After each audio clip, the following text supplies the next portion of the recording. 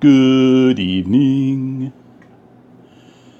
Good morning. Good afternoon. Sorry. I think I'm all here. But I'm not 100% sure. I am going to read. I'm going to do whatever. I got half an hour. I'm going to go to bed. At least get there about 11:30.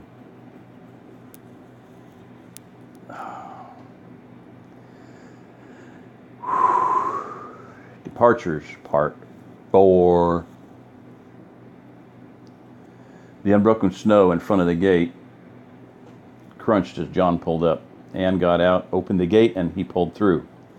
She closed it and walked up to the house. Inside, they began to take off their hats and coats, the smell of baking bread and beans filling the room. "Oh my, but that smells good," John said. "That scrawny sandwich I had for lunch at the courthouse gave up the ghost hours ago. I could eat a bear, hide and all." Heather came into the room to fetch the plates to set the table with. "Did you come through Archer on the way back?" she asked. "No, hon, we didn't," her father asked. "Why?" "Well, because Mom hasn't come home yet. She called a half an hour ago and said she was leaving right then. But she hasn't made it home yet. I'm starting to kind of get worried."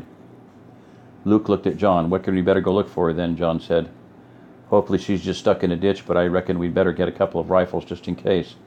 Stay close to the radio in case we need you." "Oh, I can see I need to read a couple of sections instead of just that one. See how long this one is. Now let me flick it through. That's not horridly long. All right. Arrivals, part 1.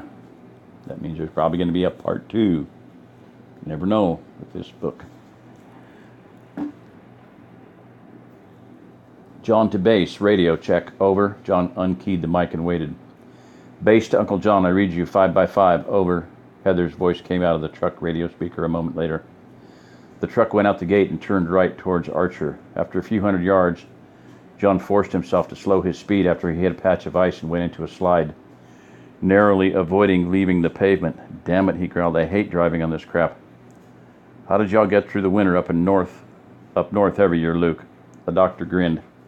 "Mainly we tried not to drive when the roads were icy until after the plows and salt trucks had gotten out. If we did have to drive on ice or snow, we had studded tires or chains, neither of which are likely to find here, I admit."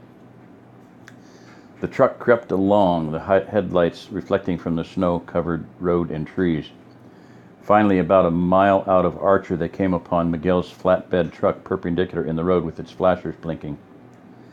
Behind the truck stood the man tying a rope underneath a small red car they immediately recognized as Lisa's. John carefully pulled over to the shoulder and the two men got out. The passenger door of the flatbed opened and Lisa got out. "Hi," she said, embarrassment plain on her face. "I, slid off the road into the ditch when I hit a patch of ice. Miguel was kind enough to come to my rescue." She walked around the front of the truck and joined the two men as they walked over to where Miguel was finishing his knotwork. "Buenas noches, John," Miguel said, a wide grin on his face. "I'm rescuing one of your females, again. You should keep better track of them." John's face went red, then he grinned himself. "Well, you know how it is, Miguel. They go to school and get ideas about being independent and all. Besides, she's Luke's female, not mine." Luke laughed and said, "Looks like I've been remiss in my duties." Lisa cast a level eye at them, gazed at them, and said, "Okay, you guys, that'll be enough of that." Miguel said, "I think the rope will hold. John, if you'd get behind the wheel of the car, I'll pull you out. I've spread sand over the pavement for traction. Really should use salt, but who has that much of it in Florida?" The men took their respective positions, and with a groaning of the big motor, Miguel dropped his truck into first gear and powered the little red car out of the ditch. Once they were both on the pavement, he stopped and got out. He untied the rope as John and Luke looked over the back of Lisa's car. The bumper was pushed in slightly, but the vehicle was otherwise drivable. They were considering the situation when Lisa looked up at Luke and said, "Honey, you're not angry with me, are you?" Luke looked at her and said, "No, why not?" "No, why? It was an accident. We nearly went off the road ourselves getting here.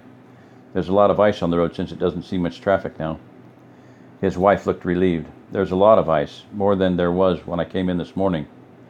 I suppose the dark surface of the road must have warmed enough to melt the snow this afternoon, and it froze again as the sun went down. If it's still icy on Monday, I'll drive more slowly.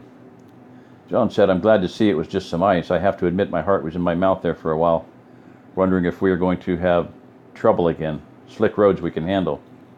With a look of surprise, Lisa said, Oh, I'm so sorry, John. It never occurred to me that my failure to come home on time might be interpreted that way.